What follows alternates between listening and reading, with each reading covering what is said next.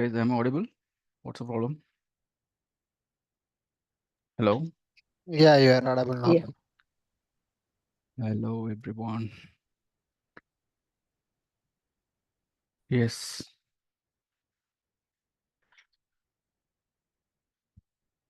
Am I audible to all? Can see some of them Yes. unable to. Yes.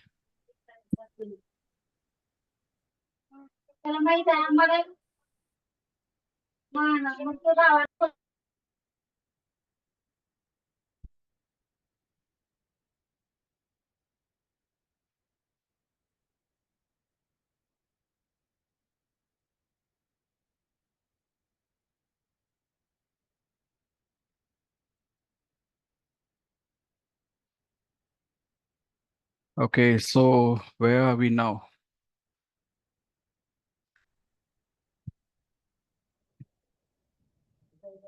Is there any progress in Git module?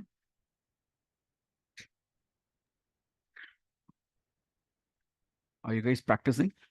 Yes, sir. Okay, so any questions or any concerns? No, I am good. No, not yet. Not yet. Means you're expecting. When we say not yet, it means we are expecting something, right? Maybe. Hello, sir. Huh? I have a doubt, sir. Yes, tell me please. What is the use of Git rebase? Did we talk about it? Oh no, some of the Git commands already we have discussed, right? Did we talk about Git rebase? No, No. No, right? Yeah, no. we'll talk about it. Don't worry. Okay, fine. While we progress, we'll talk about it. So you'll get to know shortly. Okay. So apart from that, in it, what are things we have covered so far? Okay. So related to your branching techniques, related to your revert, reset, and git ignore. So are we good with this or any other challenges you're facing?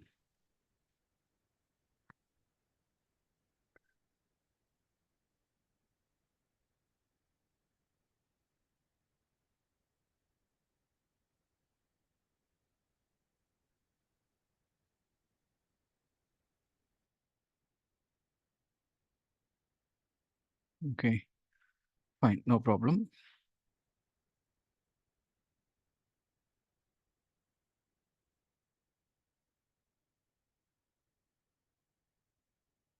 So what is the purpose of git ignore?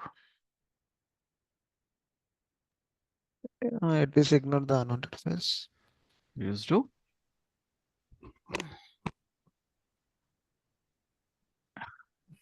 Hide the files It will hide the files if like you don't want to share. hide the files if you don't want to share. What it mean?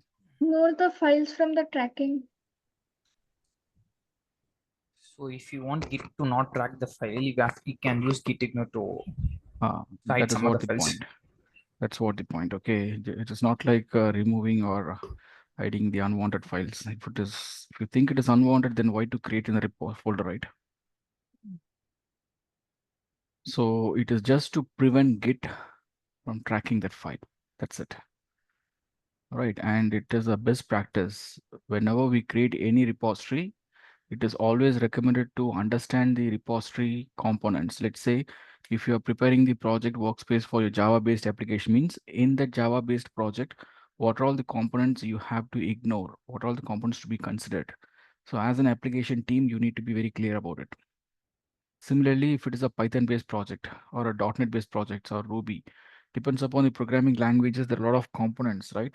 So everything has to be added as part of your git ignore so that you can keep safe in your local machine.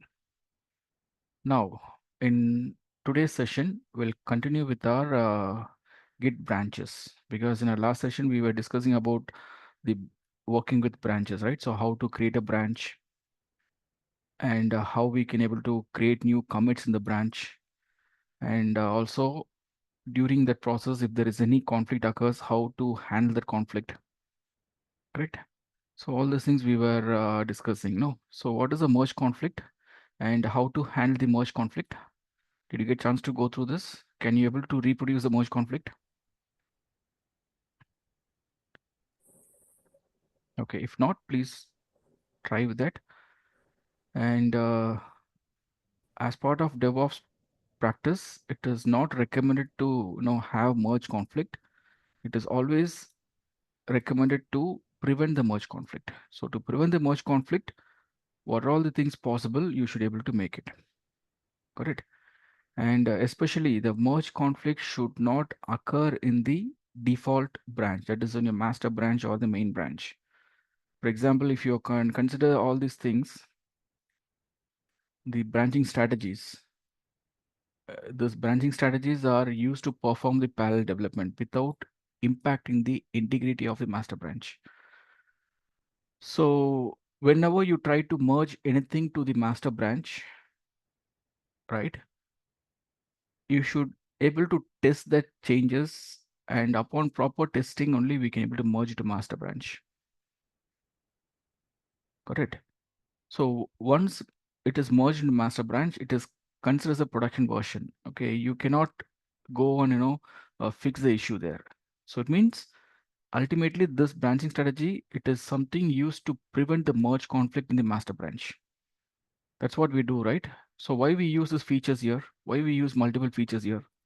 Why I introduce the developer branch one? Because in feature branches, I can able to independently create some commits. And if I take these commits to my target branch, and if there is any conflict occurs, it will impact the integrity of the target branch. My intention is I want my master branch to be clean all the time. So I just introduced one intermediate branch called dev branch, and we can merge all these things in the dev branch. So even if there is any merge conflict occurs, it is going to impact my dev branch only, not the master branch. So in the dev branch, you can quickly fix it and take it further. So on that perspective only, at the developers level, at the teams level, we have just introduced some intermediate branches to maintain your master branch as clean as possible. Understood?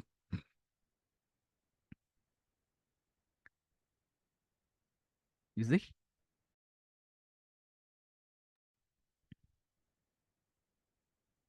Okay. So on DevOps perspective, I told you we can able to prevent the merge conflict with proper review before merge. That is on process based. We are just introducing a process stating that as per the DevOps process, do not merge anything to target branch without proper review. That is a process. But under worst case scenario, if the process is deviated, how we can able to handle the situation? For that, we have a lot of techniques involved. So how Git way of preventing merge conflicts in target branch. Okay. So the Git way of preventing the merge conflict in target branch. For that, we have a lot of techniques, okay, especially while working with your branches, right? So we have to follow certain best practices. It is not just about creating a branch and merging target branch. We have to follow certain best practices. So one of the best practices here we are going to use is Git rebase, right? So Git rebase is one of the Git command, CLA command. What is the purpose of Git rebase means? It is used to sync the current branch with the target branch. Simple as that. So if you want to keep your current branch in sync with the target branch, we can use rebase. And another important thing is used to prevent merge conflicts in the master branch. Or in my case, I consider it as a target branch. Easy. So these are two important points. And as a best practice,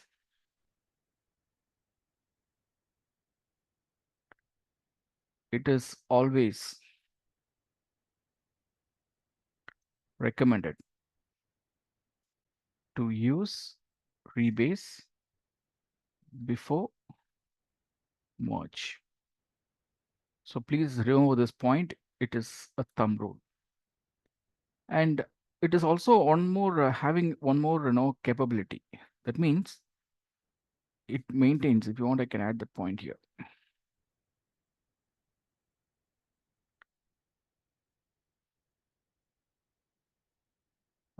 Used to maintain the linear commit history.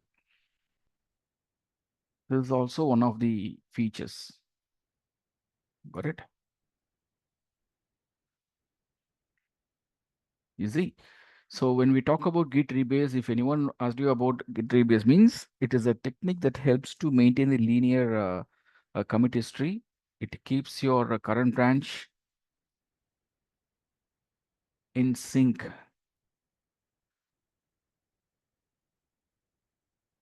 with the target branch, and also it helps to prevent the merge conflict in target branch. So how to maintain the linear commit history, how it keeps the branches in sync, and how it can prevent the merge conflict in target branch. All those things I'll show you with the demo now. And don't forget this thumb rule. Before you merge anything to your target branch, it is always recommended to use Git rebase as a best practice. We always recommend the developers to do this. Any question? Nope.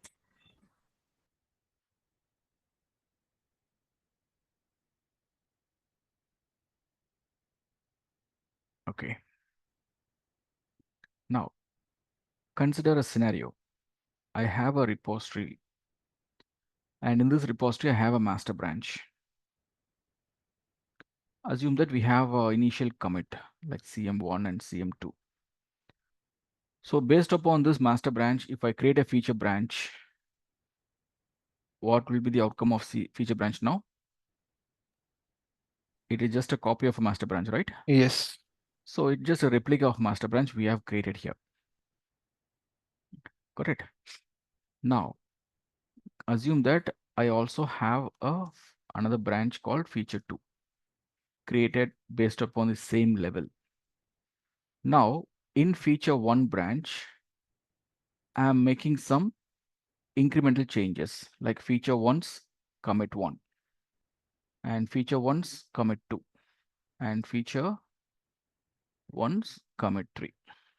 Like this, I'm making some incremental changes in my feature branch 1.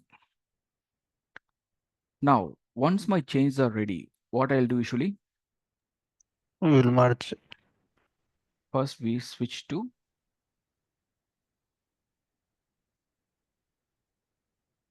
master branch, right? Because the merge command should be executed only from the target branch, remember? Yes. So once your changes are ready, we can switch to that master branch, and from there you can say git merge Switch. feature 1. Feature 1. So if you run this command, what happens? The changes whatever you made in your feature 1, it gets merged into your master, correct? Yes. So this is upon merging feature 1. All right. Similarly, consider a scenario. This guy, this feature 2 also ready with its changes. Like there are some incremental changes happen in this branch as well. Now, once these changes are ready, we'll try to merge to master branch, correct? So when you execute git merge feature 2, what happen, it will try to take the changes from feature 2 branch and update the master branch. And what all the changes that gets updated, right? from feature 1, it gets added at the end automatically.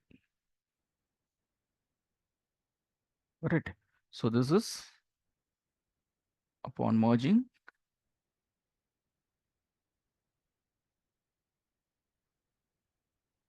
feature 2 branch without rebase.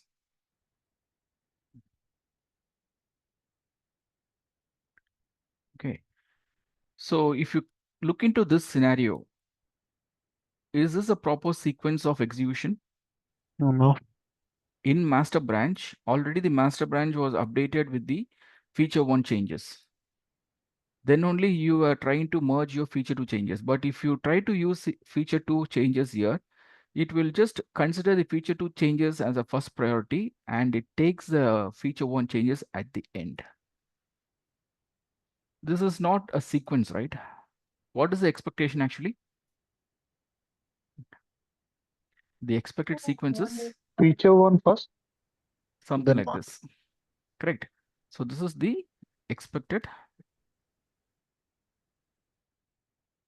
linear commit history. Correct. Linear means a sequence, sequential commit history. Correct. But without proper rebase, if you try to merge, it tries to realign the commit history like this.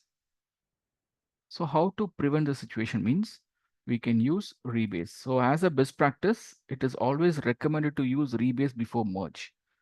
Say for example, while merging this feature 2, what I can do here is I can check the changes.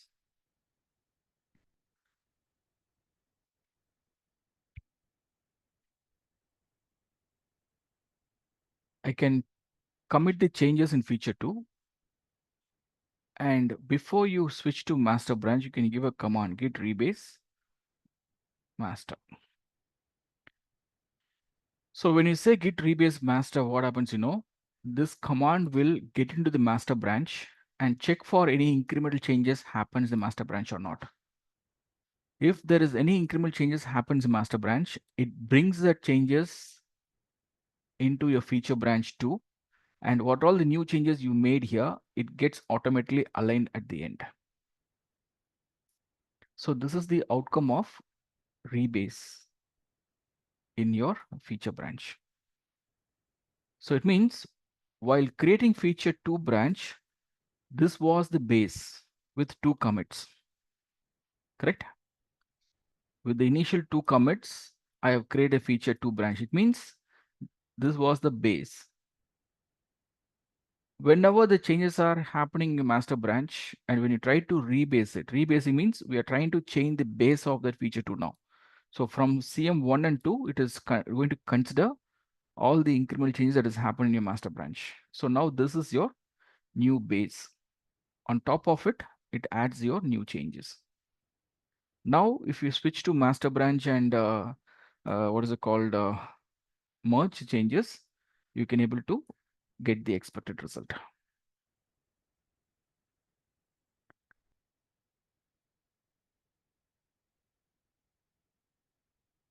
Easy. So this is the concept behind your rebase. So using rebase, we can able to maintain the linear commit history, as well as if you can see here, this feature 2, it will be in sync with your master branch, right? Upon rebase. So that's what your current branch is feature 2. If you want to make your current branch in sync with your target branch, you can use rebase. Easy? Am I making things clear or any confusions here?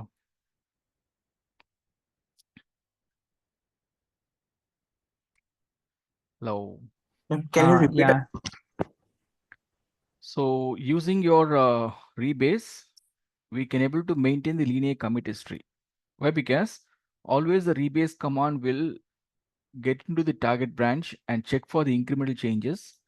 If there's any new changes happen in the target branch, it updates the changes in your current branch like this. Correct? Okay. And with this, your current branch is in sync with your target branch.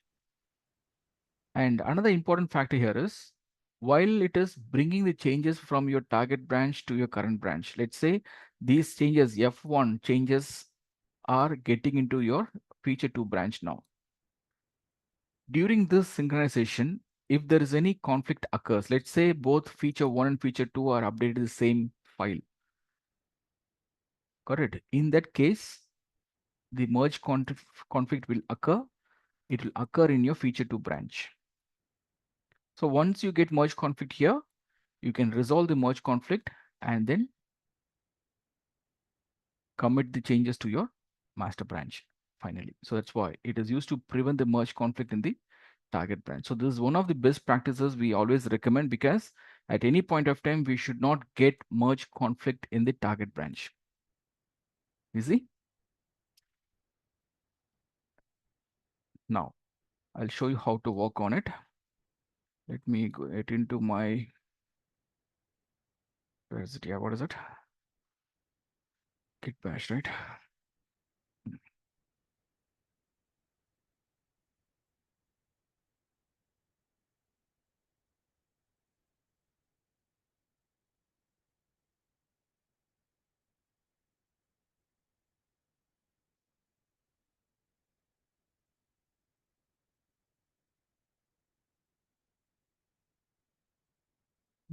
I think this is the one which we were using. So for today's session, let me create a new directory.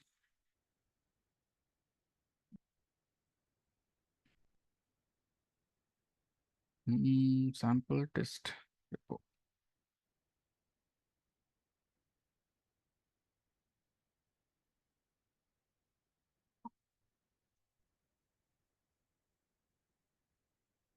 So I have just created a new directory here, and let's initialize this. Git init. And I'm just going to demonstrate all those things now. Okay, what are things we discussed so far? I'm going to show you with the demo. Stay focused. So let's create some new commits here. Like I'm going to create a new file.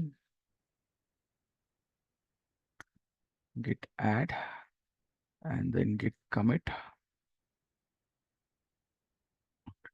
cm1 and git.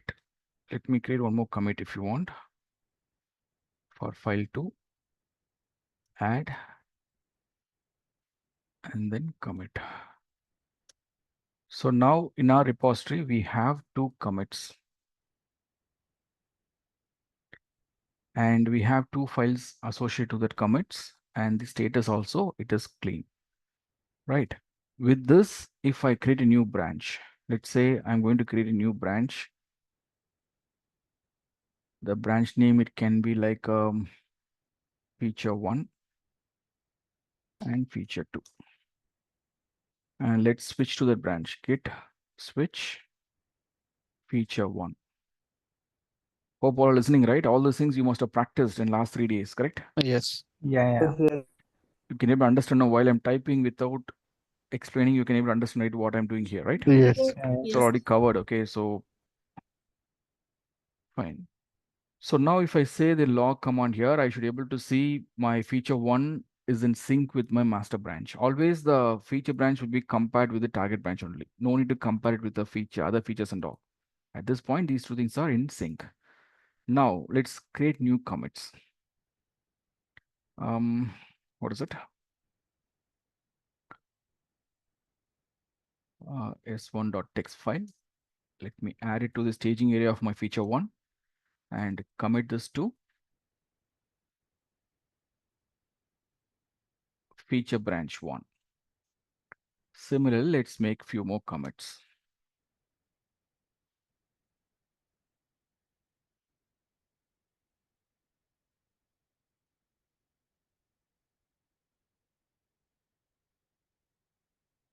So now if I say git log 1 line, you can see at this point, this feature 1 branch is 3 steps ahead of your master branch. Correct? It is 3 steps ahead of your master branch now. So I'm okay with this change. Okay, I don't have any problem. So what I can do, I can simply get into my remote, I mean, target branch and I merge it. But what I said about the best practice here, as a best practice, it is always recommended to use Rebase. rebase before Rebase. merge. Okay, because I want to know if there is any changes happen in the target branch or not. So what I can do, I can simply say git rebase master. From feature one, we should run this command. That means this rebase command, whatever we are executing, should be executed from current branch. All right. So that is the agenda. So I just execute this rebase command and you can see the current branch feature one is up to date because we haven't done any incremental changes in master branch at this point of time, correct? So now I'm ready to merge. So what I can do, I can simply say git Switch to master. switch to master. And from there, I can say git merge followed by the branch name. What is it? Feature Feature one. one.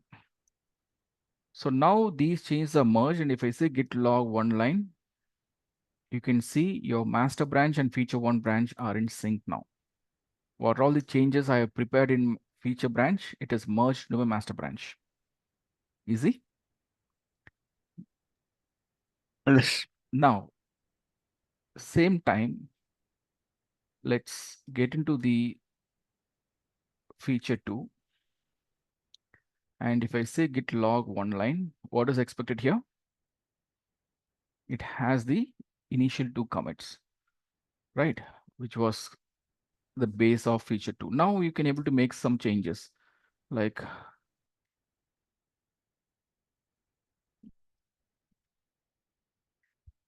git add, git commit f2's cm1. Similarly, let us make few more commits. Add, commit, create, add, and commit. Create,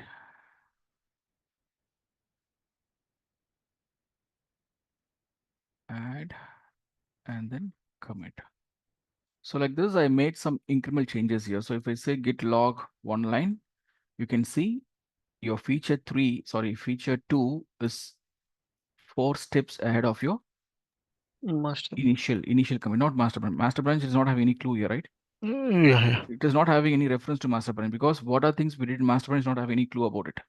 But when compared to the base, it is having 4 commits ahead now, right? Yes. Now I'm ready with my changes. You can see it is having CM1, CM2, and then it is having F2, CM1 to F2, CM4. Now, as a best practice, we should use rebase before merge.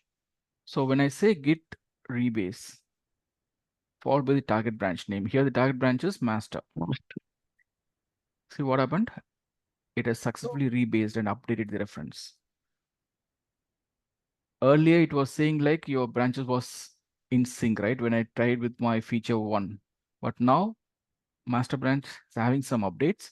We just brought that update to our feature branch. Now, if I say git log one line, you can see it has changed the base now. Can you able to figure out now? Like after rebase, the latest 4 commits, whatever you made, it has been aligned at this level. And the base has been changed now. So this is what the rebasing means. So when compared to your master branch, your feature branch is having 4 commits ahead now. And also it is in sync with your master branch. Now, if I give again rebase, see your current branch is up to date. Any question? No. Easy, right? Now what we can do, we can go to our Master branch. We have Master to branch. master branch. And if you say git log one line, you can see your master branch and feature one are in sync. The 5 commits, whatever we made, this thing. So if you want to bring your feature 2 changes here, you can simply say git Merge feature 2. merge feature 2. It's merged. Now the log says your master branch is updated with your feature 2 Feature 2. changes. Clear? This is about the rebase. Also, if you want, you can try like this. Like, let me switch to feature 1. Because if you can see the commit history here, at this point, your master branch is in sync with feature 2. Means what all changes you made in feature 2, it is updated in master branch, right? But it is not updated with the feature 1. If you want to bring the changes to feature 1 branch, let's say I want to use the feature of this particular branch in this level. So what I can do, I can switch to feature 1 and I can immediately say git rebase master. I want to check if there is any incremental changes happen in the master branch or not. If anything happens, I just want to keep my feature branch in sync, because if you say the log of the feature branch 1, it is having the initial 4 commits or 5 commits with these many files. My requirement is I want to work on the files that was created by feature 2. So how can I bring the changes here?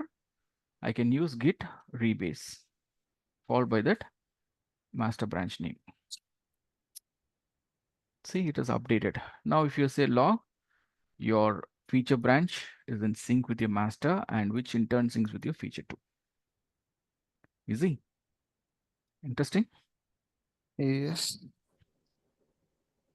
Sai, in this case, we can give the feature 2 also, right? As master and feature 2, they Possible. are in sync. Possible, Correct. possible, possible, but Okay. it is not recommended. Recommended. Why? Yeah. Because always the changes should be picked up from the Master branch. default branch. Okay. There are something called default branch called master branch, right? Which is considered as the error-free code.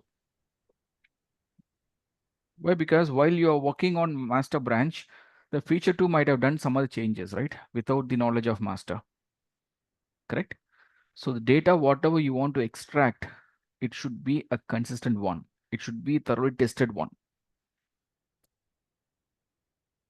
Clear? Yes. Any question? In this case, merge conflict is automatically resolved. Yesterday in VI editor, If Hmm. merge conflict occurs, it will not be resolved automatically. Hmm. It will be experienced in the lower branch. It will reflect, no? It will. Yeah, it show. will. Yeah, it will be there in the lower branch, not in the target branch. Okay. Because you are trying to bring the changes from feature 2 to feature 1. Correct? Yes. In that feature 1, if you already worked on the same file at the same record level, definitely you'll get a merge conflict in feature 1 branch. So you can fix that issue and then you can merge the tested result to your main branch.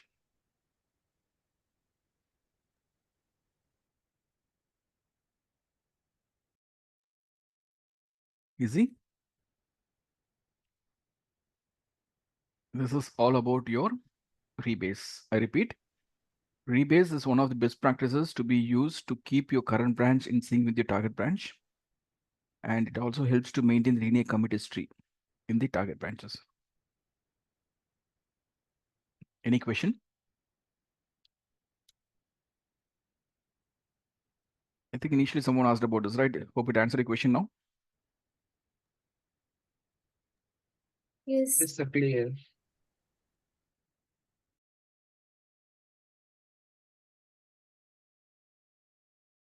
All right.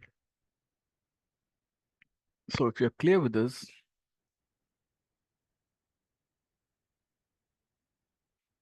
the next concept in the list is about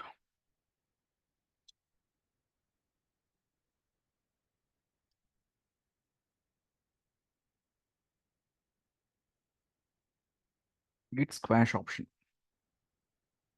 This is also one of the best practice we can say. And git squash is not an command actually, it is an option, merge option.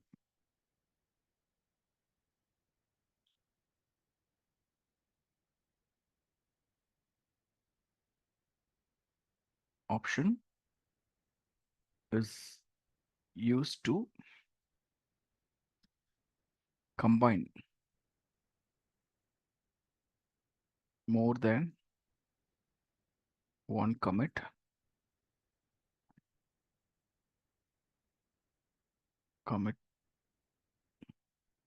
into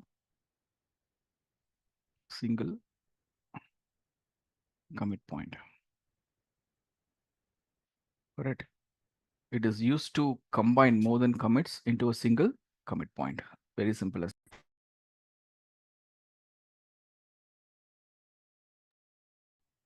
All right. So consider a scenario. I'm a developer. So I'm working on this particular feature. In feature 1, I'm making some changes. So as a developer, I'm able to create any number of commits, right?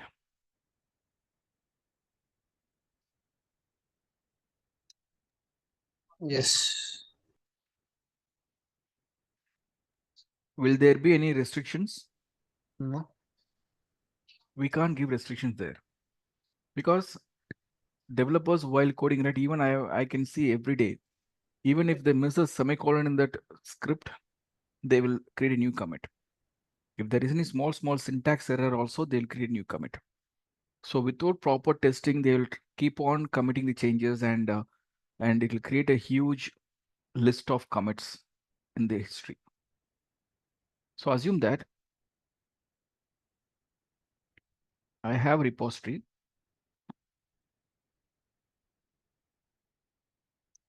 with the same master branch with 2 commits. So based upon this, if I create a feature branch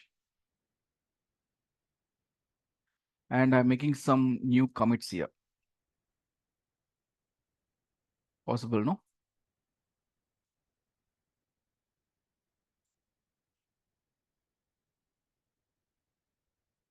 Possible?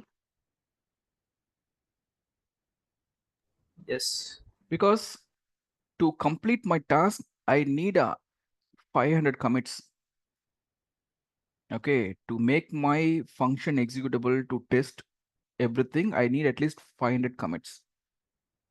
So after making 500 commits, I got the result. My program is successfully tested. And now I'm ready to merge these changes into my master branch.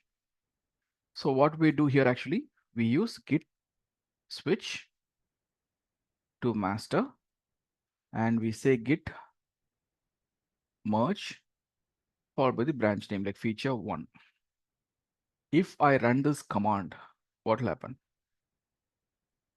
It will try to dump all these commit histories to your master branch, right?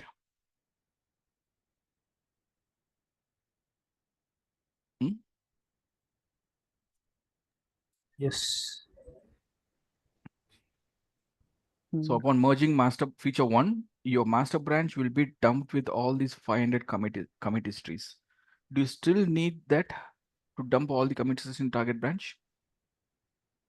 If required, you can do. If you don't want to expose your commit history to a target branch, while merging your changes, you can use an option called squash option. Got it? So when you say git merge squash followed by the feature branch name, it will try to identify the incremental changes from the feature branch 1 and it will combine all these commits and create one new commit point.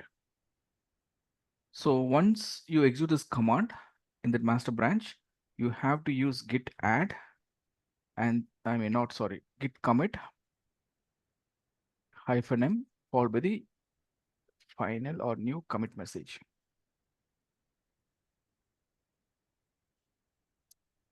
Got it? So this is how we should make a squash. So what is the purpose of squash means? If you don't want to expose your commit history to a target branch, you can simply combine all the commits and create one new commit point there. it won't create any impact on the data changes. The file changes, whatever made, it remains same. But unnecessarily, it won't create a commit history in your target branch. So if you perform this action, your target branch can be updated with the commit history like this, CM3. So now this is upon merging feature 1 using squash option. Correct. So it means the CM3 is the combined or combination of feature 1 commits. Understood? Any question?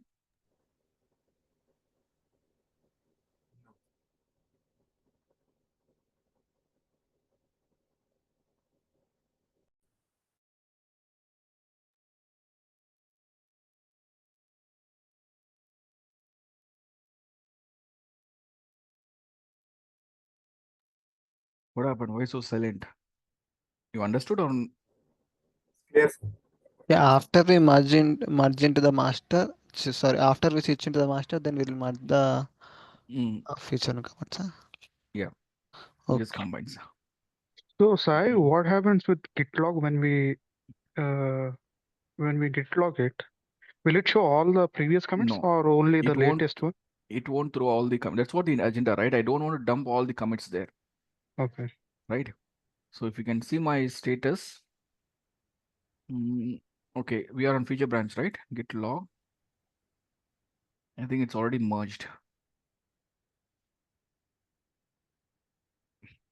Okay, so at this point, all these commits, branches are up to date. I'm in feature branch 1. Let me use the same repository for this demo. Okay, so let's create some new commits here.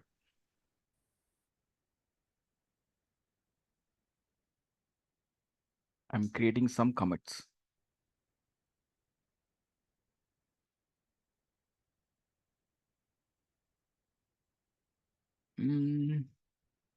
What I can say here.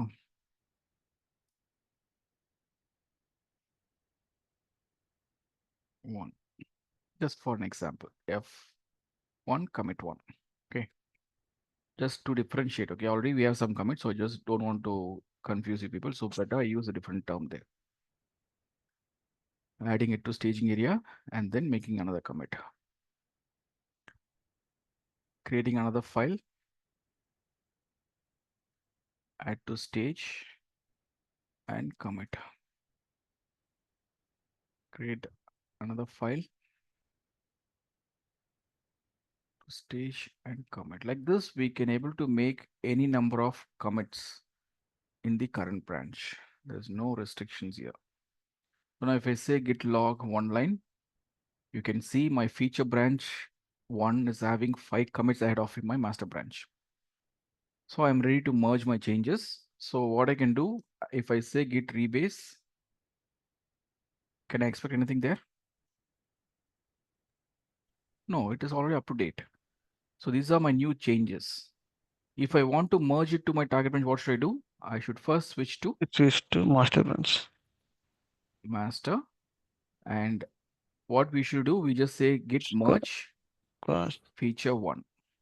If I use this particular command directly, it will take all these commit histories and dump it into my master branch. But I'm not interested to do that. So I can use an option called squash. So we are running this command in the master branch. So git merge -- squash followed by the branch name, feature branch name. If I execute this command, see, it is just squashing the changes. It is not actually committing these changes into the master branch. It is just added the changes to the staging area of your master branch. If you say git status also, you can see the new changes are introduced into the staging area of your master branch from feature 1. Now what you can do, you can use git commit. That's what the process, right? I told you whenever you execute your git merge command with squash option, you have to execute git commit, because the squash option will add the incremental changes into the staging area of your target branch. Hope it's understandable. Yeah. Now I can simply say created LVL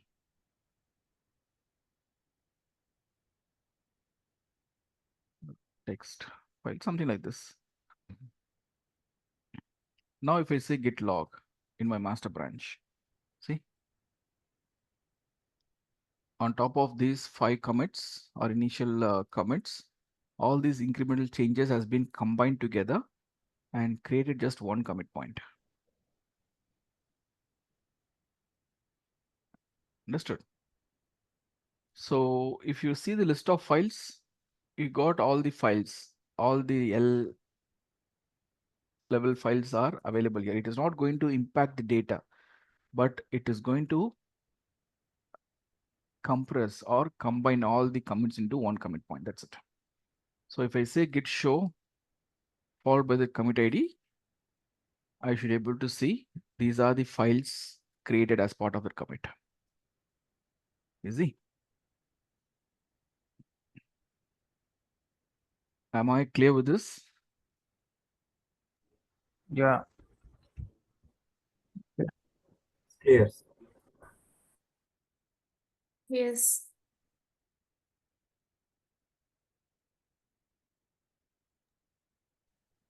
But what is the purpose? What will happen if I'm not using squash? What is the real-time scenario? We will have many number of commit messages. You will Let it, expose the all commits. let it be. What's wrong?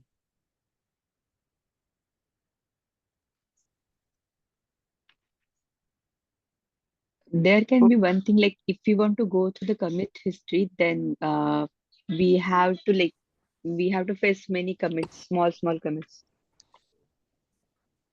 You can make some filter, right? You can use the log command and you can able to apply some filter -1, -3. What is the latest commit you need? So tracking a file management in a much easier way, you can use squash for the commits. Reviewers can easily review it. So if you want to easily review, you need complete information. You should not hide the commit details, right? If you are losing the track of the commit history, then how it is be easy?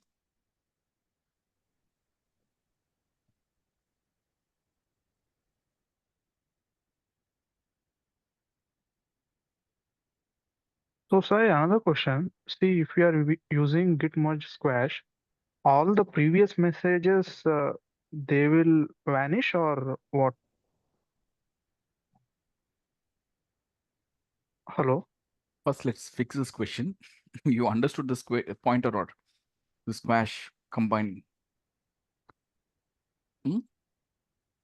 My question is, I'll come back to your question shortly, okay? Just hold on because others are listening about this. Let's fix this question and then we'll come back to your question. I'll come back to your question, okay? So my point is why I should squash the changes. What is the impact if I dump all these commit history to my target branch? There is no impact, okay? Git is not going to have any impact or performance related issues, but it's all part of your best practices. As a developer, I can able to create a number of commits, and if it is really required for me to dump the changes in target branch, I can able to dump it. Otherwise, I can simply hide those commit histories. So in real-time environment, at which situation we'll be using this means, listen carefully. So in our yesterday's session, we were talking about various scenarios, right? Branching strategies. Yes. You all able to understand this, right? What is this and all? Yeah. So you can take any of these scenarios here, okay? Like you can take scenario 5 itself. Okay. Let's talk about that scenario quickly. So in this scenario 5, I want to make my repository to be available at the enterprise level. That means any number of teams can able to work on the same repository, and they can have any number of developers, as well as each developer can have any number of features. So without breaking the integrity of a master branch, I can able to implement this strategy, correct? Yeah. Now consider a scenario. There is a team 1 with 2 developers. Each developers have their own features. So developers are making n number of commits in their own feature branches. And once the feature changes are ready, we will allow them to update the changes into the development branch, right? Now, Yes. all the features will get updated to your developer branch, not to the integration or not to the release branch. That's what the hierarchy here. So while merging the changes from the feature branch just into the development branch, we can have the complete commit history, because there'll be some sort of review happens there. Right. As a reviewer, I just want to review the entire changes from the feature branches in my dev branch. I don't want to miss out any commit history, and I don't want people to hide anything. Whatever changes they made, let it be there on my dev branch. So on that perspective, we can combine everything here. I mean, we can able to update all the commit histories here. Now in developer branch, it is completely the developer, repository lead or the application lead to review the entire commits. They will review the changes, they will test all the changes, and upon thorough review only, they'll be merging into the integration branch, right? Yes or no? Yes. So all the developer branches should be thoroughly reviewed and Review. tested. Then only it can be merged into integration branch. So while merging change integration branch, do you still need these many commit histories here? No. It is already reviewed, right? Why should I dump all these things into my integration branch again? So what I can do, I can combine all the incremental changes from developer 1 and I just make one commit point. That is the reason you can see I mentioned as developer 1 changes. So this is the process of squashing actually. Understood? So I squashed all the incremental changes from developer 1 and create one commit point here. Similarly, I have squashed all the changes from the developer 2 and created one new commit point here. Understood? This way, I am not dumping all the commit histories into my integration branch. Same thing is applicable with team 2 also. Easy. Now, team 2 and T1 are ready with their integration changes. It's all available in the integration branch. Now, if you want to merge the changes from team 1 into release branch, here also we can perform this squashing. See here, I just combine the changes from developer 1 and developer 2 from integration branch 1 and merged as one commit, team 1 changes. Understood? The scenario where we use it. Similarly, the incremental changes from the team 1 has been combined together and create one commit point here. Now the release branch is ready with team 1 and team 2 changes. Just one commit ID is sufficient to track all these details. So finally, I want to merge into master branch. So while merging in master branch also, I don't want to dump these commit histories. I can simply combine these two commits and create one new commit point here, CM4. So now if you see my master branch, it is completely clean. For this particular release, n number of teams can work on the project, but finally they can create only one commit point in your master branch. Are you getting the scenario now? So Yeah. how we are maintaining master branch level, you can see there. Unnecessarily don't dump all this. If you are not using Squash, what will happen?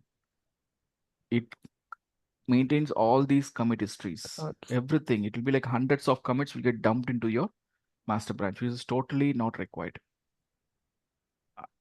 At any point of time, your production version of your source code should be clean. So maintain squash and merge it to master as much as possible. Easy? Is that understandable now? Yes. Yes. Yeah.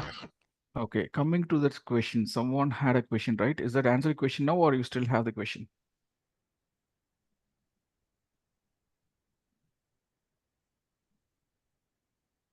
Siddharth or someone, right? Sorry, I missed your name. Yeah, yeah. So basically, we are making the commit messages vanish. So in order to reduce the what messages, right? We are In order to just, keep it clean. yeah, we just don't want to dump the entire commit history into the target branch. That's it.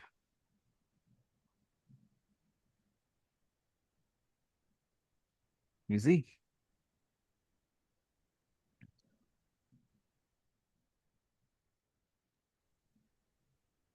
And it is must to have, okay, as a best practice, we always recommend people to use this approach. There are a lot of scenarios. Assume that for this particular release, okay, I have a release in this month of March. First week I have a release. There are two teams working for the same release, same project. They are making n number of changes and they wanted to merge everything to the master branch finally. So at this point of time, assume that they have merged their changes into the release branch. Team 1 and team 2 changes are ready now. Got it? But due to some reason, some external dependency, application team has decided not to release team 1's changes to the production. Got it? So from release branch, if you try to merge the changes to target branch, what will happen? It will try to merge all the commits to target branch, right? But apart from, there is one concept called git cherry pick. Not sure how many of you heard this term. Git cherry pick. So what is the purpose of this cherry pick command means? It is used to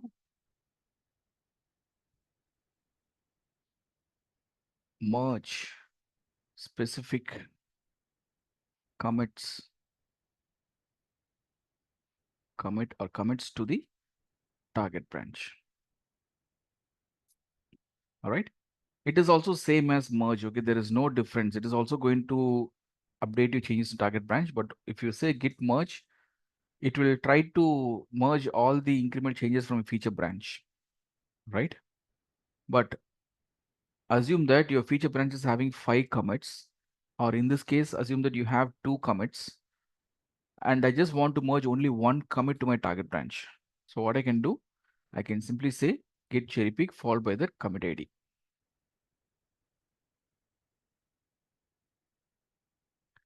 Got it?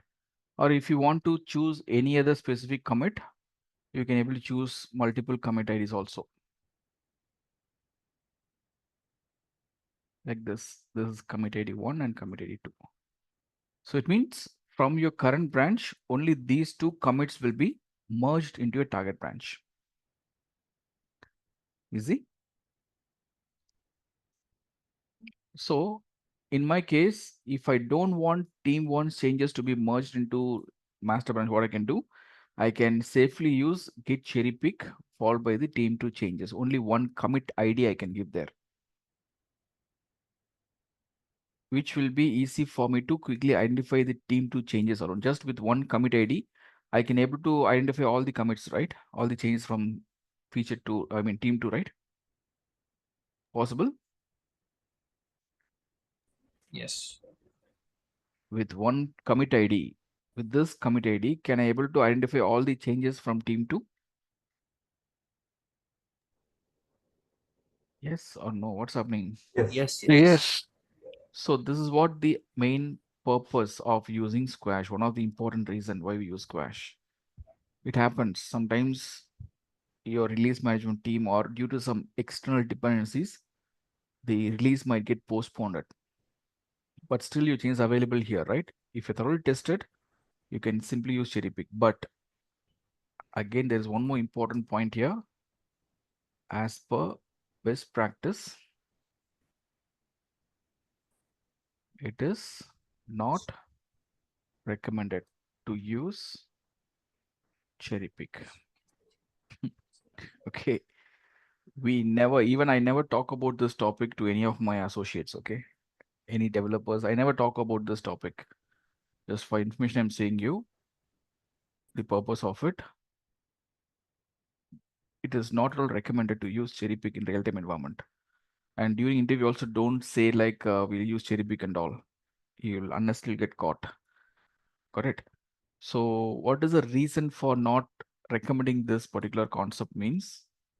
This cherry pick can be implemented only if all the team members, all the developers at each and every level, they properly use a squash mechanism. They can use cherry pick without any problem. Assume that I never use squash option during merge. I repeat, in this particular scenario, assume that I never used squash and I tried to merge all the features from, features to dev branch and from all the dev branches to the integration branch. So now in integration branches, all the commits from dev branch will get dumped, right? Similarly, your release branch will be dumped with all the commit history. There'll be hundreds of commits. If all the 100 plus commits from both the teams are dumped into release branch, and from that, if you want to choose only team one's changes, is it possible? Is that easy? No, no, no. Um, There'll be hundreds of commits from both the teams. It's very difficult to identify. Even if you do it manually also, if you miss any one commit also, it creates a huge impact in the production. So that is the reason we never recommend, because we can't ensure that all developers will be using the squash at every level.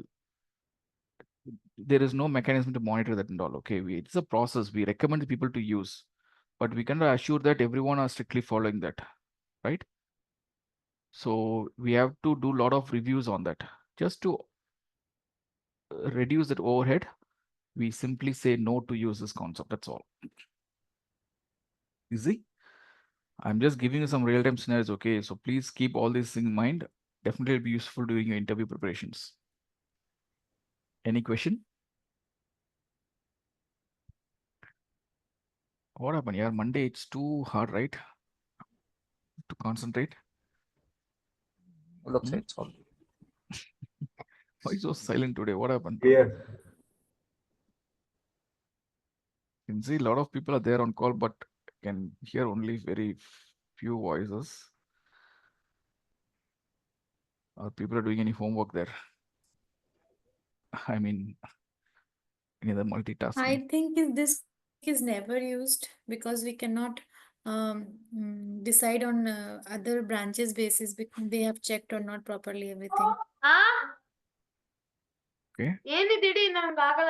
I'm asking this. Come again. What's the question? Uh, it will be never used, or in a small scenario it can be used when there is few branches or like that. You asking about squash or cherry No, pick? no, What? cherry pick, cherry pick. Cherry pick is not at all recommended. Even if you're using a small branch or only one or two branch also, we never recommend to use cherry pick. It's say no. Oh, Correct? yes. You don't understand the, issues. If you miss anything, right, it creates a very big impact in the target master production environment. No one will take the responsibility. Correct? So you might think that you have reviewed everything. There should be a third eye on it. There should be a peer review, and they'll be having a third party review. A lot of things are involved. Just to reduce all those overhead, simply ignore this concept and stay focused with your process. That's all. Correct? Yes. Fine. That's it. That's all about your best practices while using branches. And start when it comes to your branching techniques, you should know how to create a branch. how to make some commits in a branch, and once the changes are ready, how you can merge into your target branch. And while merging, if there's any conflict occurs, how to resolve the conflict, and how to use git rebase, git squash, git cherry pick, when to use all those stuff. Easy. So are we good to proceed to the next topic? Yes. Yes. Yes. Yes. Okay. So the next topic in the list is we'll talk about something related to git stash. Okay, this is also another interesting topic. Important topic also. Okay.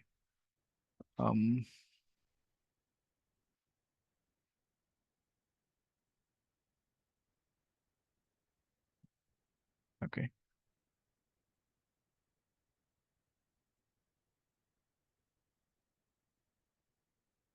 Fine. So when I say git stash, right, the purpose of git stash is used to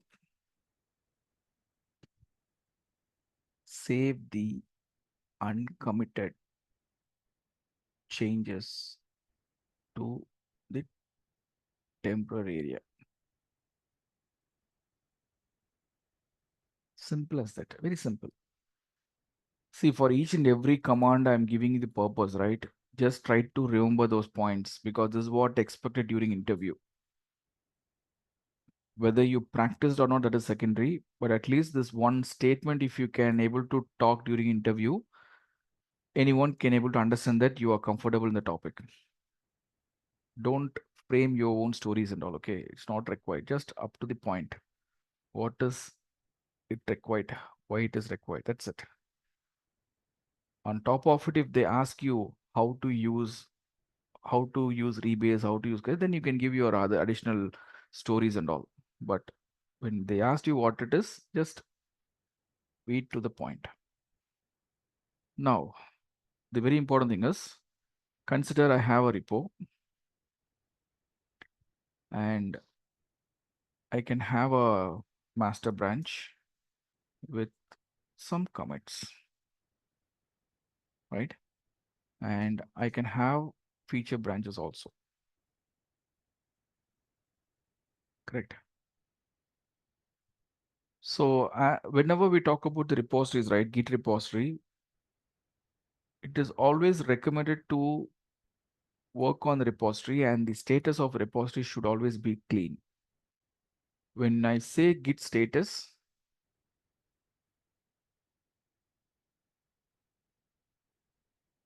it should always be clean. The working tree should be clean all the time. Got it? It means there should not be any uncommitted changes in the repository. Let me go back to your previous folder and create one separate folder for that. What is it? Demo 2. Let me initialize this repository. And now, if I say git status, you won't expect anything here, right? So let me create a new commit. q1.text. And I can say git add to master branch and commit it. Created q1.text. And now with this, if I say git switch -c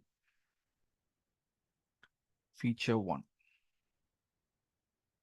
Now it has created a new branch and the control is switched to feature 1. And if I say git log 1 line, I can see these changes are in sync. Both feature and master branch are in sync. So what I can do here, I can say like,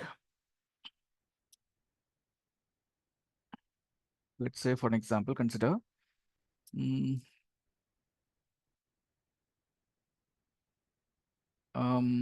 okay, let me create a new commit. Let me try to create, okay, let me create a new file here. like w1.txt file. This file I have created in the feature branch 1. It belongs to feature branch 1, right? And when I will create a commit out of it, when we actually create a commit point, After we add. Complete it, please. What is it? After? After we adding it to the staging area, we can commit. Oh, no, that is a technical workflow. But on development point of view, whenever I create any changes in my program, I have to thoroughly test the changes. Rebase. You have to rebase on it. I have to thoroughly test the changes and then I'll be committing it. Whenever we talk about the commit point, it is a logical commit, a logical, piece of work which we do. Correct? So for each and every line of code, it is not recommended to do a commit. I can able to create any number of changes. I can create one more record in the same file. I can create another record in the same file. I can make some changes in the same file. I can able to test it n number of times.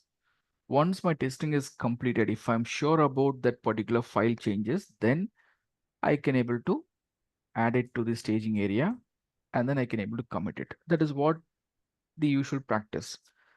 If you're not following this approach, right, each and every line you'll be creating commit history, right? So this is all something, developers, as a developer or as a user, you should know basically, okay, for what purpose I'm committing it. Now, point here is, I have created a file called w1.txt file. And if I see the status of this repository is changes to be committed in feature 1, correct? Because this file belongs to feature 1. So consider a scenario. I'm a developer. I'm working on this particular repository for a particular feature. While I'm working on this particular feature, I'm getting some ad hoc request. There is some production issue. There is some production bug. I have to immediately work on that issue.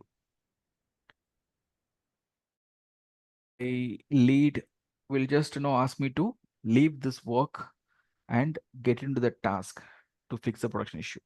So what should I do now? I have to create a new branch for my production issues, right? So I need to navigate from this branch to master. So when I try to switch the changes from feature branch 1 to master branch, see what happened? The control is switched to master branch. But if I say git status, what happened? Noticed. The file, whatever we have created in feature 1 branch, it is expecting me to commit in the master branch now. Correct? So the untracked or uncommitted changes, whatever you have in your feature branch, it will be reflecting in any new branch you create or the existing branch. This file is not yet tested. Without testing, can I commit it to my master branch? No. So what I can do? I'm not interested to commit in feature branch also.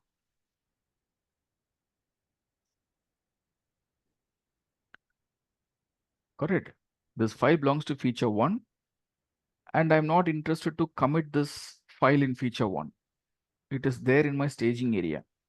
So what I can do now, what is the alternative solution for this means? I can use git stash. So it is used to save the uncommitted changes to a temporary area. Simple as that. So to do this, what I can do here is there is a command called git stash command.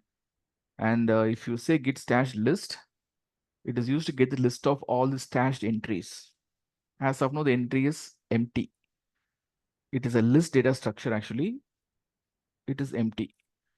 Now, if I want to create a new stash entry based upon this file changes, I can simply say git stash save followed by a message. This is for w1.txt file. Git stash save followed by a message. Why we give this message means just to easily recognize the changes present in the list. Now it has saved the working directory and index state on feature 1 based upon this message. Now, if I say git stash list, you can see a new entry has been added to the list. Stash @0, it is the index number, or it is the identity for the particular entry in the list. And if you see the status of this repository now, at this branch now, it is clean. Earlier it was saying changes to be committed, now it is clean. Because that file, whatever you created in the working directory, has been moved to your temporary area. This temporary area is something logical, which is present within the .git folder. Remember, we use .git folder, right? That is something used by Git. So within the directory, it maintains a temporary area, which is completely logical. We cannot physically go to the directory and witness those files. It can be done only through the stash command. Got it? If you want to see the list of entries in the temporary area, you can use git stash list. It is available here. Easy. Like this, you can able to make any number of entries in the stash list. Let's create a new file, for example. Git, sorry, echo record1 w2.txt file. Git add to staging area. Let me create another file and add it to staging area. Okay, I'll do one thing. I'll just stash it first. Git stash followed by the file. What is that message? Save. This is for w2.txt. This message is just for my reference. Okay. Now I can say git stash status should say there is only one file. It is untracked. So what I can do, I can simply say git add and then git stash save. This is for w3.txt file. So if I say git stash list, we have 3 entries. So if you observe the list here, when I added the very first entry in the list, it is identified as stash @0.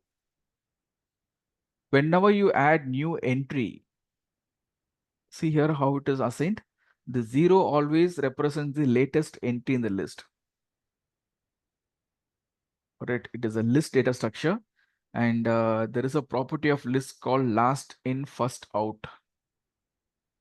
Got it? This is the last entry in the list, and if you want to read or take it from the list, this is the entry will just leave. So always a stash of 0 refers to the latest entry in the list. For example, if I create one more entry here,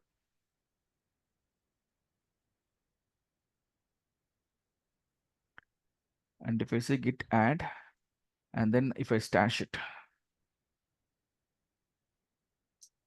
now if I say git stash list, you can see that w4.txt file has been assigned with stash of 0. Easy.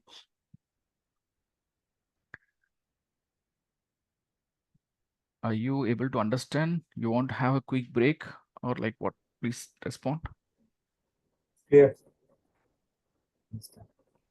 So this file we can restore again, means in the feature Possible. one. Everything is possible. Yeah.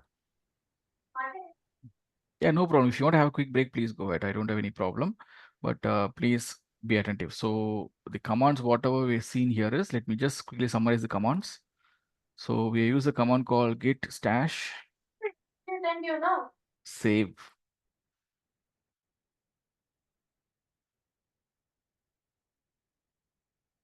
And we use git stash list command, right? So these are the entries, correct? So just go have a quick 5 minutes break and come back. We'll talk about stash because we just added to temporary area. How we can able to resume or take it back to the repository. We'll see that one by one. Easy? How much time you need?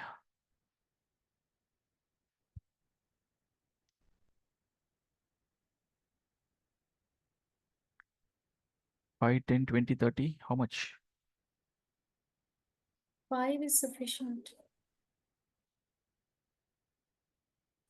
Thanks for that. Yeah, go ahead, please. I'm So- here. Others, if you have any question, let me know. Looks, I have a doubt. So you creating a statue for the particular field, then why you are moving it to a staging area? From staging area only, it can be stashed. Because Not it from is the working done. directory.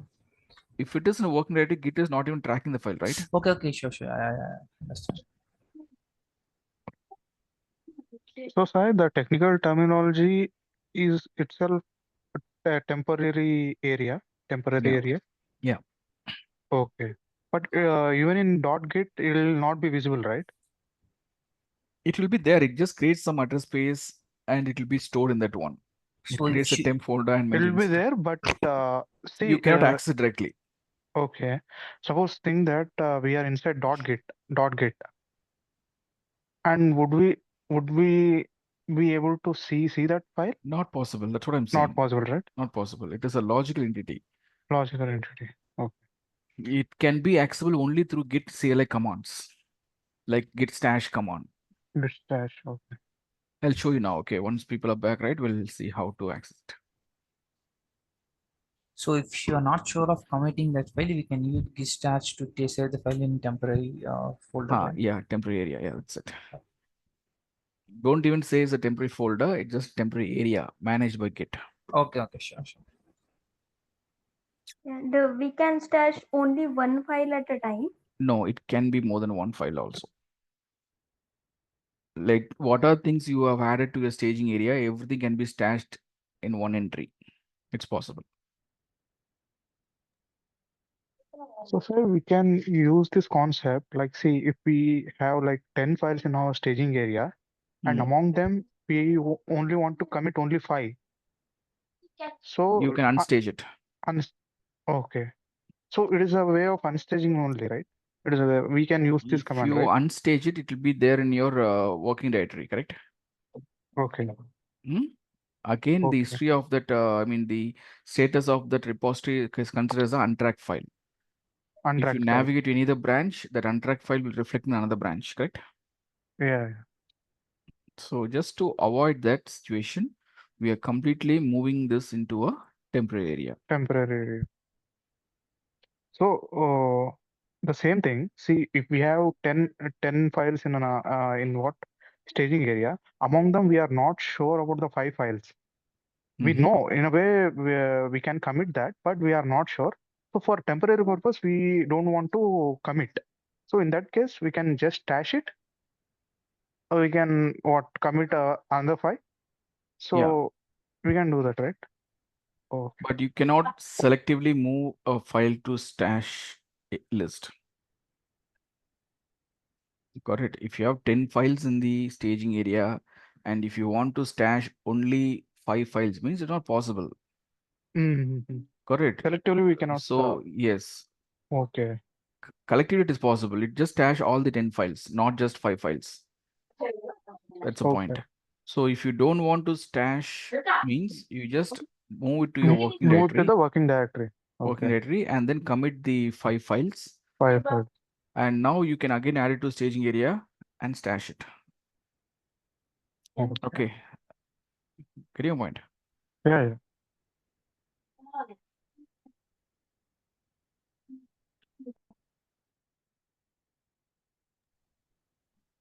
Loksai, I have one scenario regarding Git squash. Okay. So suppose we are working on 10 files and made 100 commits, and we have used Git squash to merge all the commits together, and we have merged those commits. Okay. After Combined all merge, these commits. sorry? Combined all the commit points and merged into the target branch, right? Right. But after reviewing, suppose I want to revert one specific change. Is it possible? you can just revert only one thing back based upon the commit ID, correct? Yes. So you cannot collectively do that. Let's say you have 100 commits, means all these 100 commit points are combined together in your Compressed target together. branch, Right. right? So you cannot choose one specific thing there. It's not possible. Supposing just wanted to delete one of the file. Not possible. We can say that's one of the drawback of Squash. It's not the drawback of Squash. Sorry, Squash actually. It is a failure of the development team. Okay, okay. Okay. See, the agenda here is I have these many branching strategies implemented, right? These many branches. Right. So upon thorough review only, you have to merge your changes into your integration branch. And Right. from here, you do a detailed review and merge it to release branch. And finally, you're merging into master branch. Now, after merging changes into master branch, if you're saying that you want to remove a small thing from this commit means, then what you're doing in the lower branches? What your developers are doing there? Who reviewed this? So it's a drawback of the feature or a Development team? Development team. That is what the point here. Okay. Yeah. So we have to be very cautious while reviewing. Okay. It's a process driven actually. Yeah. But Correct? this can happen during development. It should right? not happen. That's what the point, right? Yeah. It should never happen. We are not dealing with any layman's. Okay. We are the technical people working on the project, right? Right. Being a technical people, how can you say it might happen? Then what is the role there? Right. Right. I never encourage. Okay. That will be the last project. If you say it might happen means if you're part of my team. Okay. Right. Thanks.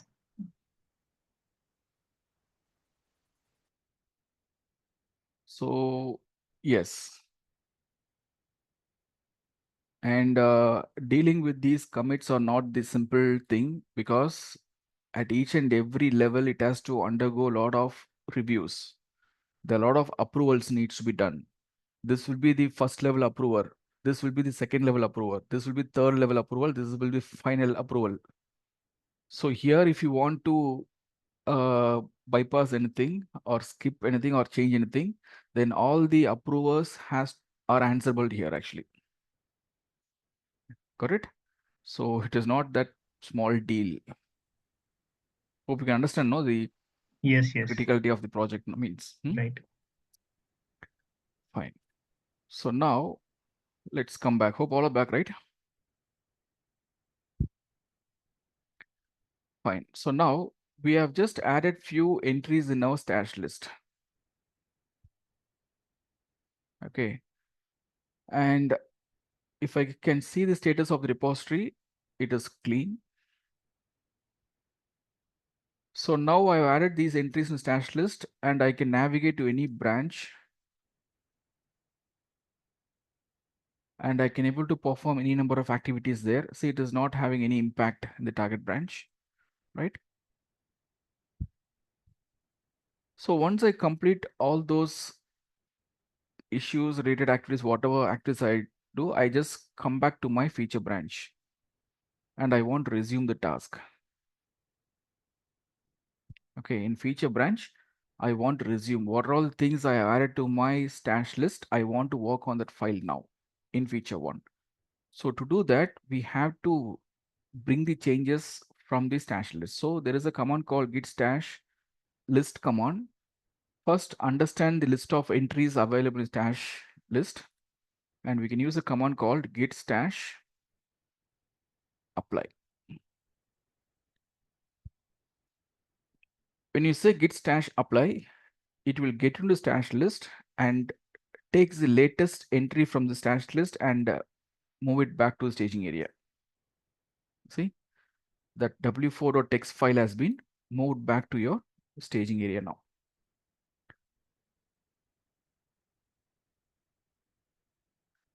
It is available now. So what I can do, I can make some incremental changes. I can able to add to staging area, and again I can able to commit this. I am done with my file. What is it? Created a w4.txt file. I think someone is making some changes on the screen. Please don't do that, guys. Syed, right?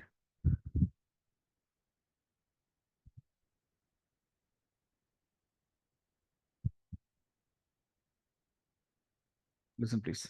Sorry, So it's it's okay, misplaced. it's okay, it's okay. So here w4.txt file has been resumed, and I'm just committing it to my repository. It's done. So now if I say git status, I can see working tree is clean. And if I say ls, I'm able to see the file. So the file, whatever we have added to the stage, I mean a temporary area, we have already completed the work, and it is permanently created a commit point in the repository. Now, if you see the list, stash list, that file will still available there. Do you still need that file in the stash list?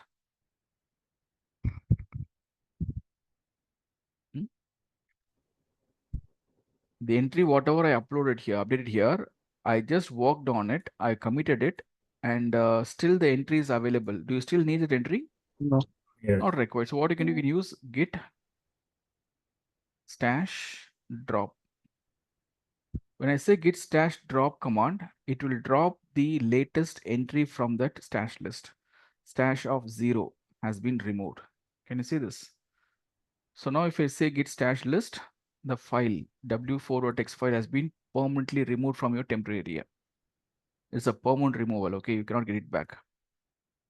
So the command here is we use git stash apply command and git stash drop command. So when you say git stash apply, it is used to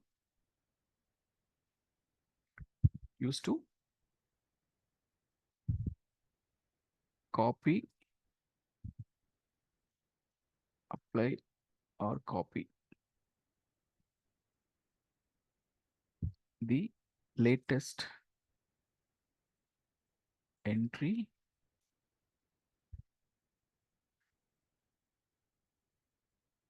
from the stash list to staging area, correct? That's what you see, no? Guys, are you understanding this point? Yes. And if I say drop command, it is used to delete the latest this is what the confusion for you. Entry from the stash list. Correct. If you want, I can show you again. Like we have 3 entries in the list, and I have 2 files in my working directory. I just want to bring this latest entry back to my staging area. So what I can use, I can say git stash apply. So when I say git stash apply, what will happen?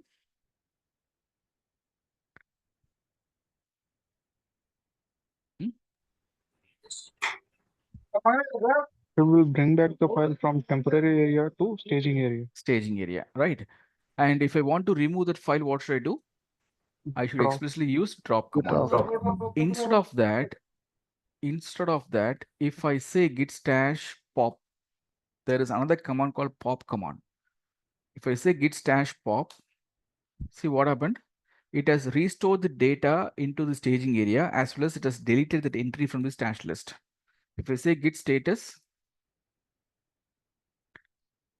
you can see that file w3.txt file has been restored to my staging area. And if I say git stash list command, that w3 has been removed. So this git stash pop, it is very much useful. It is going to perform both apply and drop. So this is used to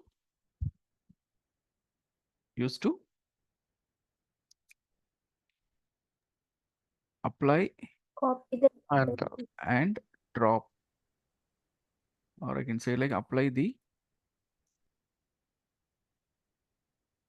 latest entry from the stash list to the staging area, as well as to, what is it called, delete the latest entry from the stash list. Perfect.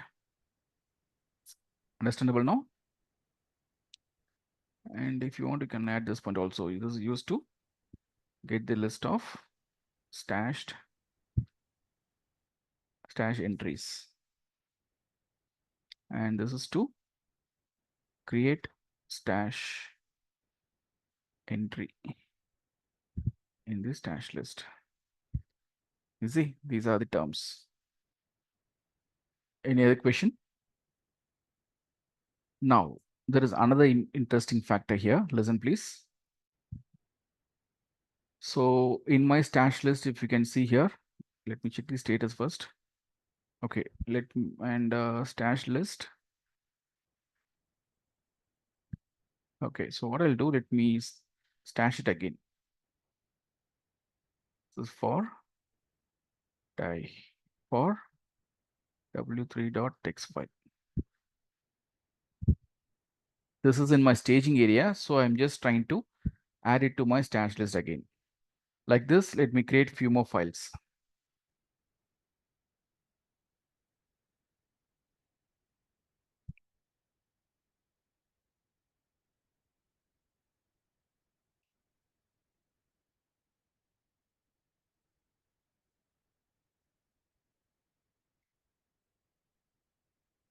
This is for d1.text file.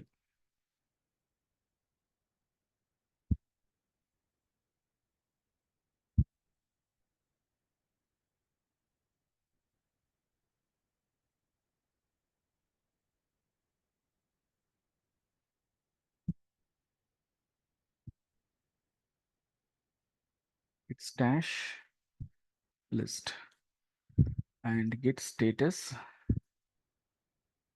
It is clean, and if I say ls, I have these two files in my working directory, and Git is tracking these two files. So now I'm going to use a git apply command again. So when I say git stash apply, what will happen?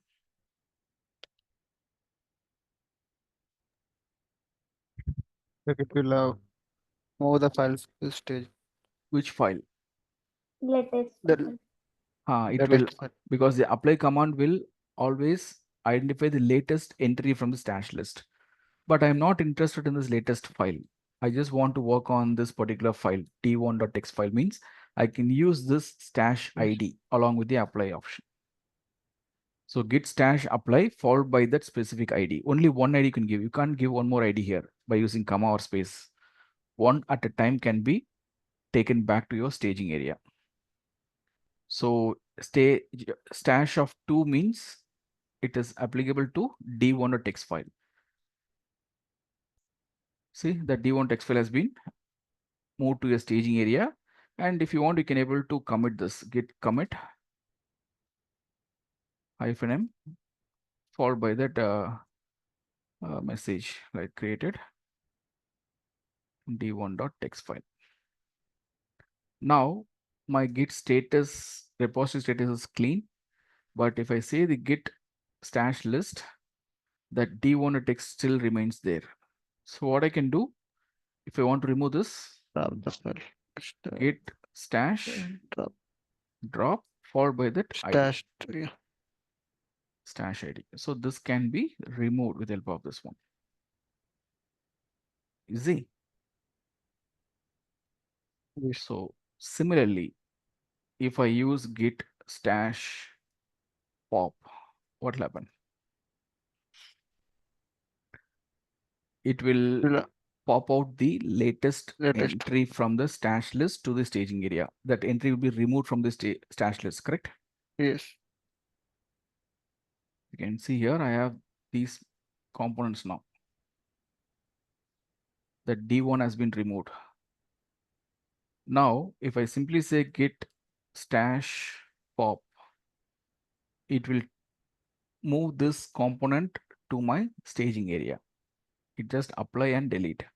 But if I want to be specific any one particular component, I can use pop with this option. So it means this particular entry will be moved to a staging area. Easy. So I can use git stash apply command along with the ID. Let it be like this. So what is the purpose of this command here? This is used to apply or copy a specific entry from the stash list to staging area. You see? Similarly, if I use the drop command,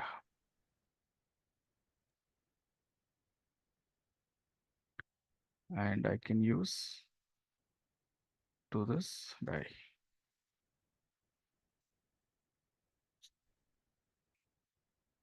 Pop command, right? So if I say drop means this is used to drop a specific entry.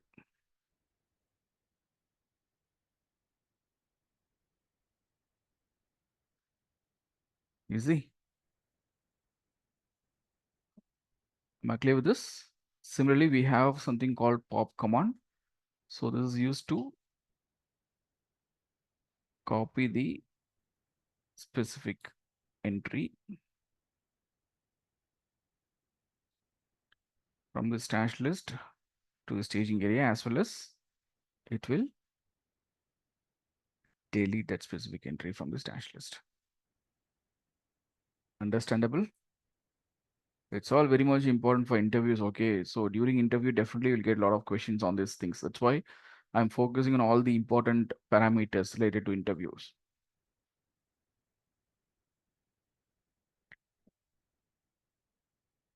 Hope it's all understandable to all. Yes. All right. So what is the purpose of drop command here? It is used to drop a specific entry or the latest entry from the stash list. And assume that I have taken the changes back to my staging area by using just apply command, git stash apply command. I have taken all these things back to my staging area and I just completed the changes also. It is committed, or the changes whatever I have in my temporary area, it is no longer required for me now. I want to delete this. I want to clean up this. So what I can do, I can use git stash clear. This git stash clear command will just clean up the complete list. So if I see the list command here, it's empty. So this is also another interesting thing. We do this very in a periodic manner, like as part of repository management, we'll be doing this activity. So this is to clean up the stash list. It is a permanent deletion, okay? So don't use this option without proper knowledge, because if you delete this, you can't restore it back. You see? So these are all the features of your git stash. It is used to save your uncommitted changes to your temporary area. With all these options, you can able to work on it. Any question?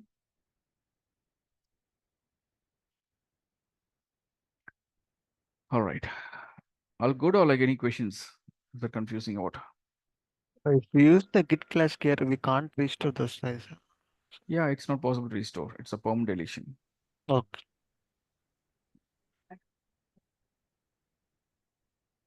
So if we want to apply git stash apply, we'll give the stash ID, right?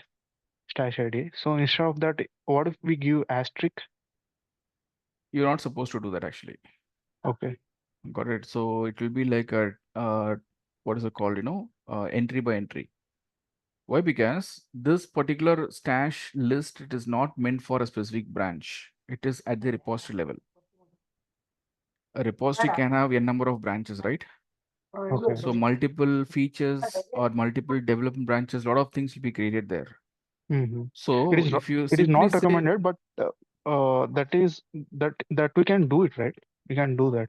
that's what I'm saying. So if you use Aztec means what you're trying to do, you're trying to dump everything to your thing, right? It is not Staging possible there. correct. Yes, it is not possible actually. So you can use based upon the ID or the latest entry which you're working on. Okay. So the command will not work, or It we will not cannot work. do? It will not work. Okay. So in which scenario we should use this? You understood, right? Whenever you're trying to move out of the repository or a branch, ensure that the status of the repository is clean. Do not keep any uncommitted or untracked changes in your branch while you are moving to another branch or repository. You see?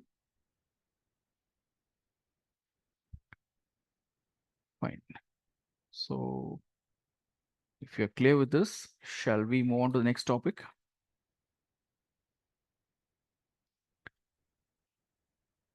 That's all. All the things related to your local repository is over. So the next topic in the list is about the remote repositories.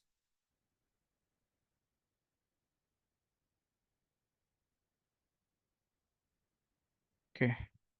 So next we'll see how to work with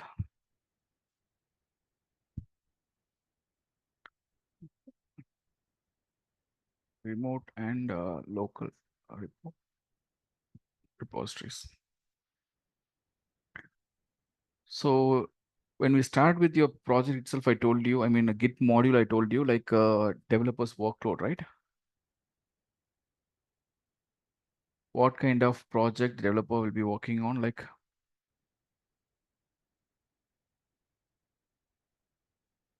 remember, the developer's workload will be like an enhancement project, or it can be your New project.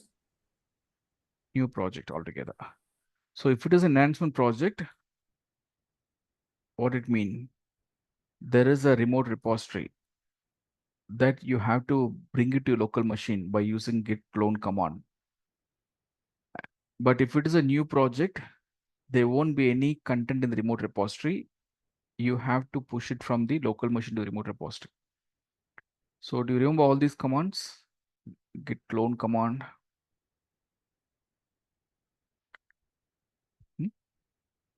Remember?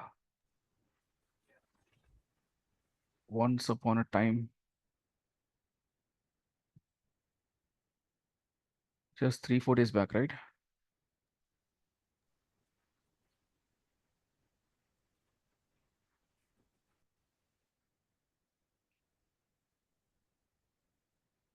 Guys, yes, no? Yes. Yes.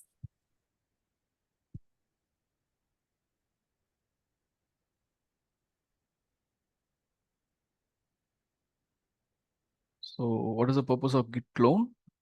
It is something used to copy or clone the entire remote repository local machine. So while working on your enhancement project or bug fixing project, first we will clone that repository, and you can make some incremental changes from your local machine, add it to the staging area, commit to the local repository, and then push it back to the remote repository.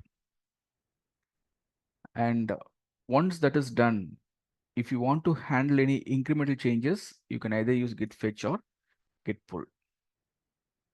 Correct? So this is how we work on your remote repositories.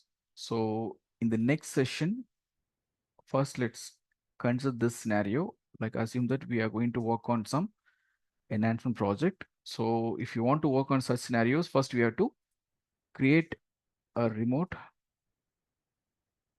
Git repository.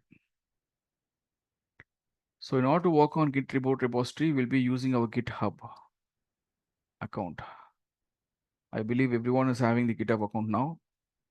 So with this account, we'll see how to create a remote repository. Like already I create repository, right? That's what you're using for training document.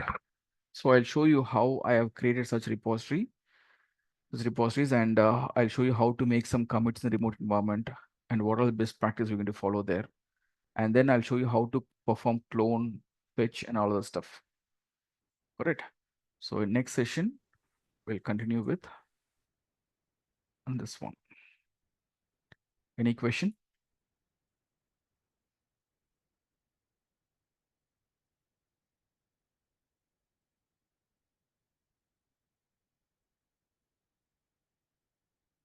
Guys, can take the next 8 minutes time to fix all your queries. Any questions you have, please let me know. I'll be updating this document in your repository now. Hey, it's 15th or 17th. It's 15th, 17th, right? And it is Yes, sir. day 14.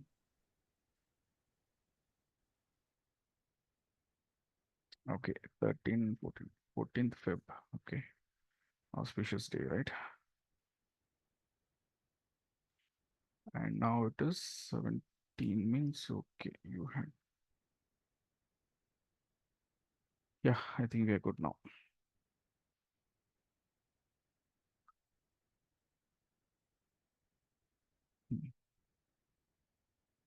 All right, guys. So please let me know any queries. All good or not good, or you will respond only to your feedback.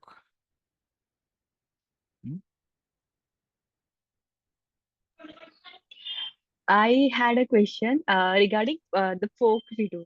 So Loksai, in your repository, we have the option to add the file. Like even we can add the files.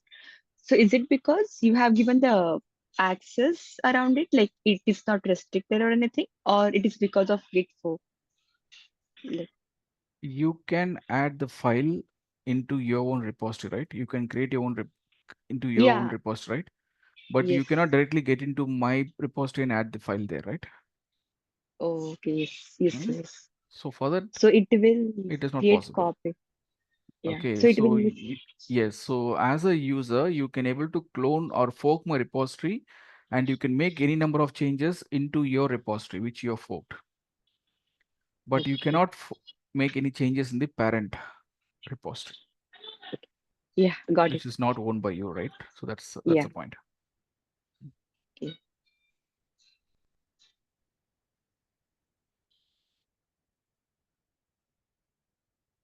If you want to make, let me know. There are a lot of options to do that also. Don't worry.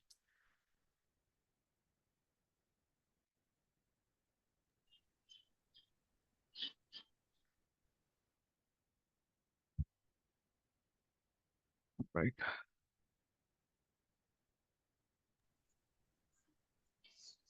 So you mean your in your repository, is it? Possible. Okay. By default, it's not possible. But if you try, there are some options we can enable and make it possible. Okay. I think this is a typo. Let me reframe it.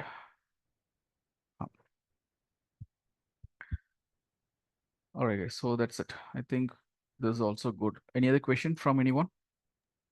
Hope things are clear, right? Like from day one of a Git module. Yes. All right. So if you don't have any question, then it's fine. Or if you have any queries, anything to discuss in any topic, let me know, please. We have enough time now. 4 more minutes we have. Let me launch this poll. Yes.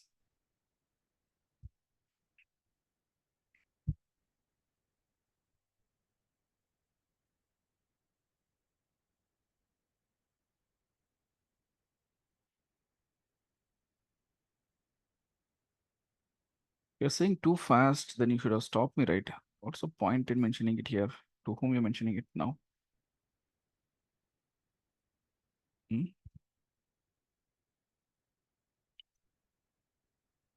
Guys, people who have mentioned like I'm going too fast, are you able to understand or like what is the problem? Like,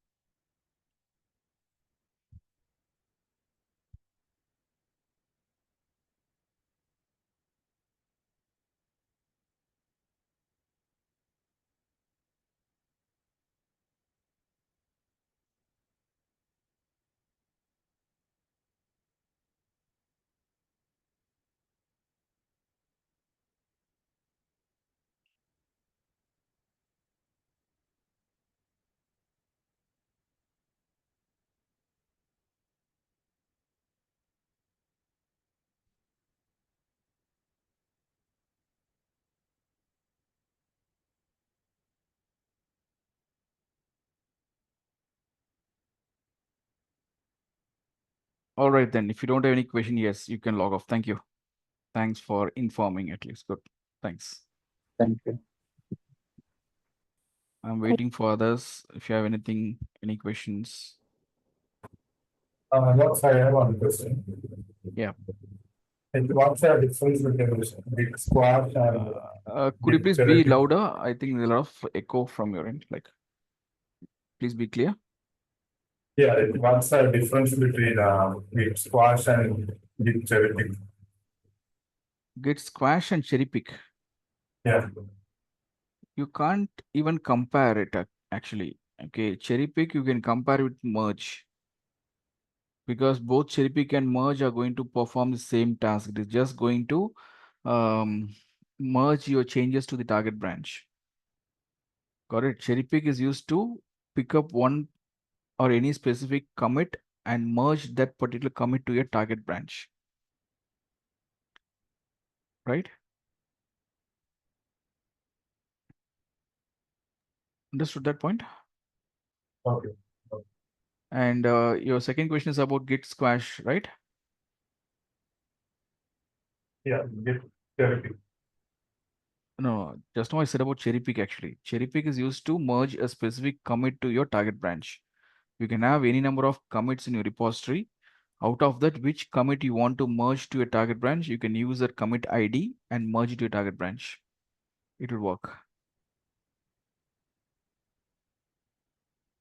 But if you're asking about git squash means, squash is not a command, it is just an option.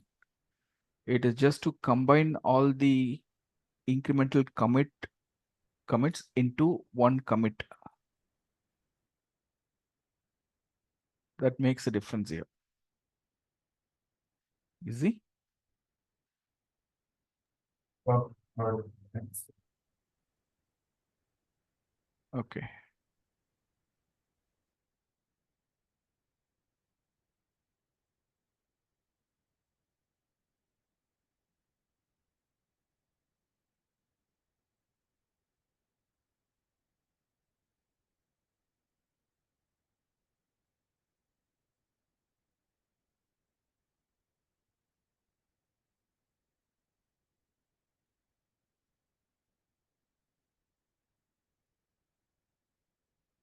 Okay, so any other question from anyone, please let me know, or we are good to close. Means we can close this call. We'll connect tomorrow sharp.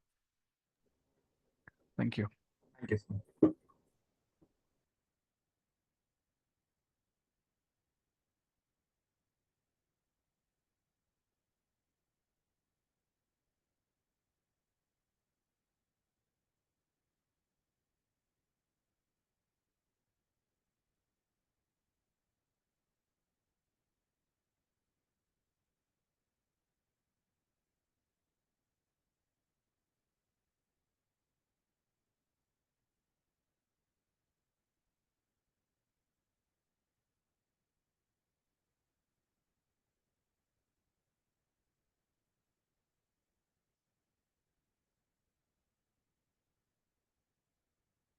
Yeah, what is the question?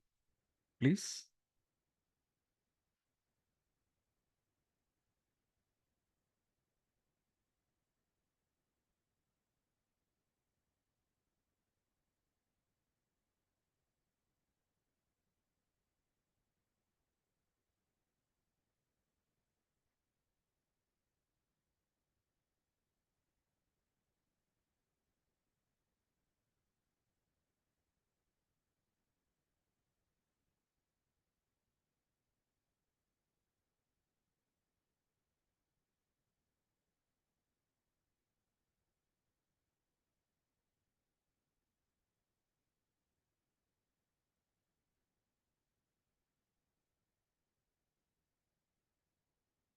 All right. Thank you.